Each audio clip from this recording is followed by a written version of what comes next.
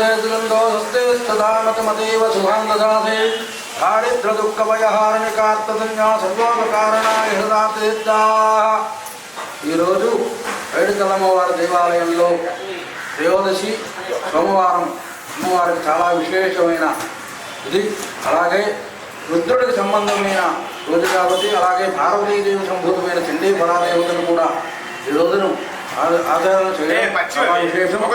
అలాంటి ఈరోజు ఈ చండీ హోమాన్ని సుమారు 21 మంది దంపతులు అమ్మవారు ఆశీస్సులు పొందుతున్నారు. ఈ చండీ హోమం చేయడం వల్ల సకల బాధలు, గ్రహ దోషాలు, దీర్ఘ రోగాలతో బాధపడుతున్న వారికి, అలాగే చిత్ర సంబంధమైన అలాగే గుండెకు సంబంధమైన వ్యాధులను కూడా పోగొట్టే శక్తి ఈ చండీ హోమానికి ఉంది.